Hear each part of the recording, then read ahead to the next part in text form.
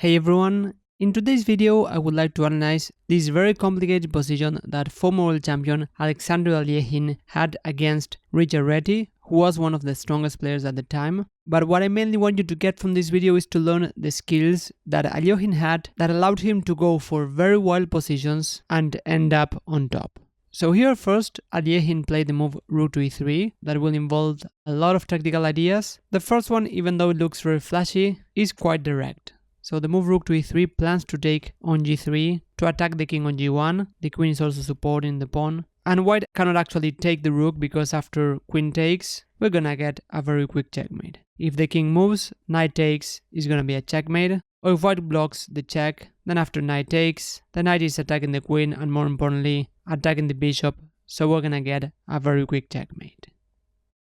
So after rook to e3, white went knight to f3. Just to block this idea of rook takes g3. Amazingly, this is not the best move. Here white could have kept the balance with the move bishop to f3, which is very similar, or with the move king to h2, although this move does not look very nice because first of all it doesn't protect f2 anymore, and black might sooner or later have ideas of going bishop to h5 and knight to g4 that would check the king on h2.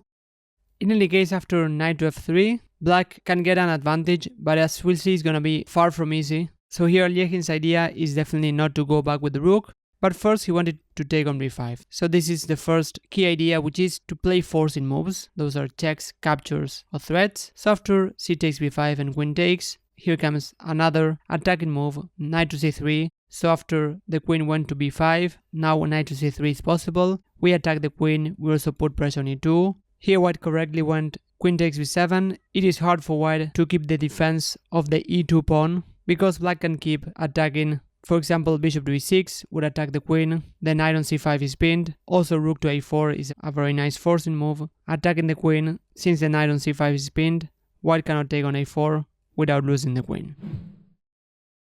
So here white took on b7, black traded queens. Just want to mention another very forcing move, which is to take on e2. We're gonna see this idea later. Although here, if white moves the king, we may even transpose to the game. But here white had a very nice resource to try to build up a fortress after rook takes. If black takes, planning to take on e2 after white takes. Here white could have taken the rook on e2, so give the queen for a rook and a knight and try to create a fortress. For example, after the queen moves, knight to d3, white pieces are defending each other, so here white has very good chances to hold the game. So after queen takes b7, black traded on b7 and after knight takes e2 was played. Here white went king to h2. Going king to g2 would simply lose the knight on f3. Or after king to f1, we get another forcing move. Knight takes, we take on g3, and after white takes, bishop takes, black gets an extra pawn, and now this pawn is gonna be a target. For example, after knight to e4, black will attack the rook and the pawn on g3.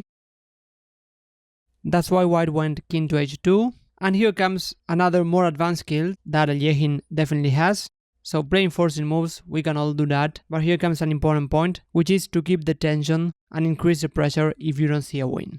So here, black would be very tempted to take on c1. This would be the most forcing move, and definitely the first to consider. But after knight takes, white takes a rook, and black did not achieve a lot, besides creating some isolated pawns. Black still has nicer pieces, but this is probably not enough to win the game.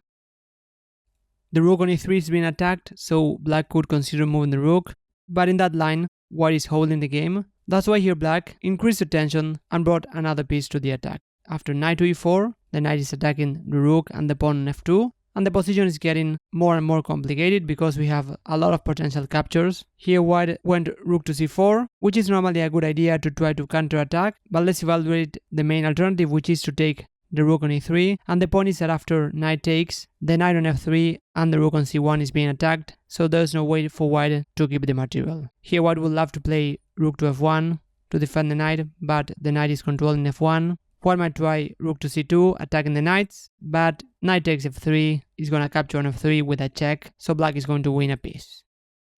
So white tried to move rook to c4 to counterattack, but here black took the knight on f2, now planning to take on h1 and then taking on f3. White went bishop to g2, and this position is definitely better for black. Black has an extra pawn, but here comes another very instructive moment, which is to not trade pieces blindly when you have extra material. So here the first move that comes to mind is to take on f3, but after bishop takes, white takes on f3, and after rook takes and rook takes, we simplify the position. We just get 2 pawns against 1 on the king side, so white has a lot of drawing chances in this line.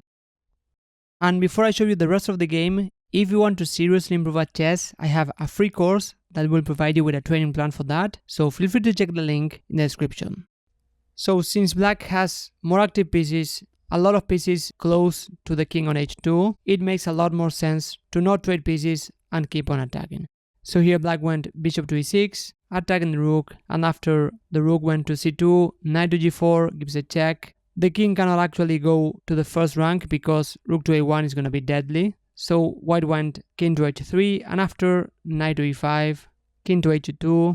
Here Alekhine played a very nice idea, having a very concrete tactic in mind, which is to take on f3, and the idea is to free the e3 square for knight, as we'll see. Here white took the knight on e2. If white takes on f3, after knight takes, we get a fork. So black is going to win material in that line. So after rook takes, it seems that white is holding, or at least not having a bad position. So after all these brilliant moves played by black, black seems to be holding or kind of holding. But after knight to g4, king to h3, knight to e3, king to h2, black took the rook, and after bishop takes, so it seems that Alekhine is making this mistake of simplifying the position. If black plays any quiet move, then white has a lot of drawing chances, but here Alekhine had a very nice tactical idea, which is to go knight to d4, and here white actually resigned. But the point is that after the rook moves, knight takes and rook takes, bishop to d5, we get this very nice fork with the bishop in the middle of the board. The bishop attacks the rook and the knight, and there's no way for white to avoid losing material. So hope that you enjoyed this crazy and long combination by Alekhine, where he's just combining very good calculation with a very strong understanding of the game. Thanks a lot for watching, and I'll see you in the next video.